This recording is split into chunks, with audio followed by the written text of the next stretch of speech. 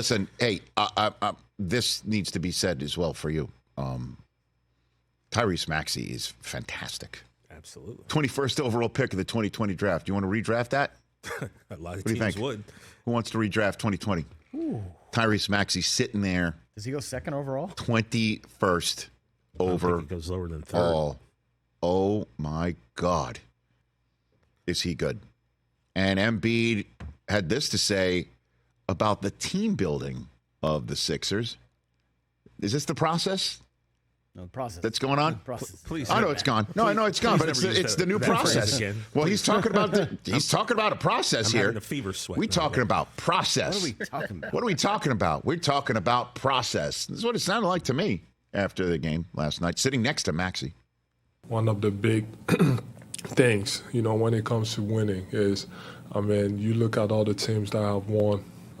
You can't just, put, people together for 1 year and hope that it's going to work out. So obviously we had some experience together, and then so I think, that's the way to go. You just got to keep going, keep building around it, and find the right mix of people to make it happen. But yeah, I'm excited. Didn't sound excited. Be straight up. Well, that's his voice. Keeping everything together. Is the Matt Ishbia playbook, it seems like.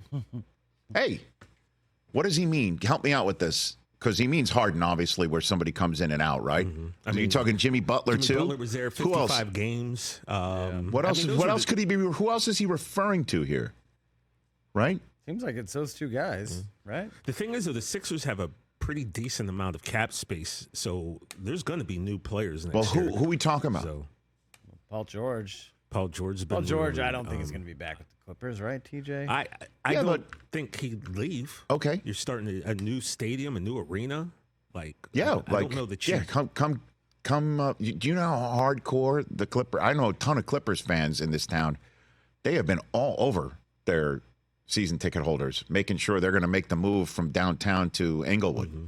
What are they going to have less than? Come on out and see the team that potentially gets bounced in the first round with Kawhi Leonard being load managed. Come on out. Yeah, Paul, I think the Intuit Dome. Here comes load management season for Kawhi. Really? I don't know about that. Who else then? Even if Paul George is Paul George putting you over the top past his team? If you put Paul George right now on this Sixers team, yes, sir. Yeah, puts him over the top. Paul George would not have scored 0 points last night, Rich. That's just a fact. It just comes down to the big man. That's what we've been talking about for years. Can he stay healthy for a full season and a full playoffs? We have yet to see it. But even unhealthy, look at what the man did in this playoffs. It's over, though. You're going home. He did everything he could possibly do. He couldn't have done any more. I mean, he probably could have done more in the fourth quarter. It seemed like he didn't want the ball. He didn't want to go to the basket. He didn't want to be aggressive. Because he didn't want to do. He didn't want to watch the whole game. But you just said if he's still hurt and he's still playing well, then why isn't he still doing the things that made him so successul and made him an MVP late in the game when they needed it the most? And at the same time, where was Paul George in Game 5? One of the worst blowout loss for the Clippers ever. Honestly, that to me, it's apples and oranges, but it's also the same produce aisle here. Bradley Beal, right? He was going to make the Suns totally different. Oh, gosh, he's the third man in. Brutal. Right? Bradley Beal is coming from Washington, D.C., and he's been rescued from the Wizards' morass, and we're going to stick him with Booker. We're going to stick him with Durant, and they won a grand total of 0 playoff games together. 0.0. Full Blutarski.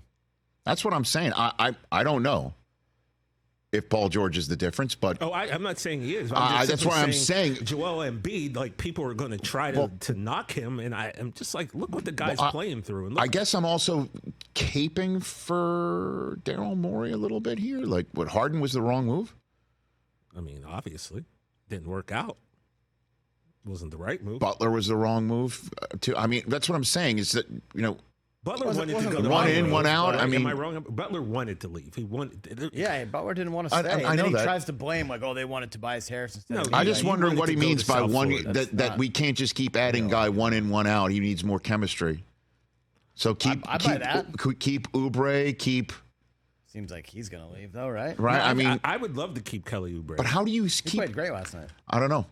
All I know is this. When Don't you're- trade for Giannis. That's when all your- I know. When your bench scores 42 points and the opposing team's bench scores 5, you would assume that team should win this game. Like it was 30-0 Sir, at halftime. I was following this game on my phone at the Hollywood Bowl last night with, where I was at the Netflix's Joke night with Seinfeld and Jim Gaffigan, our third-hour guest, and Sebastian Maniscalco and Nate Bargatze.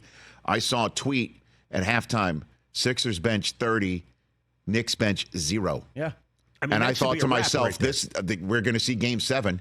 Then I turned my phone on and, oh, gosh, this is a game. Well, it was 33-11 to start the game.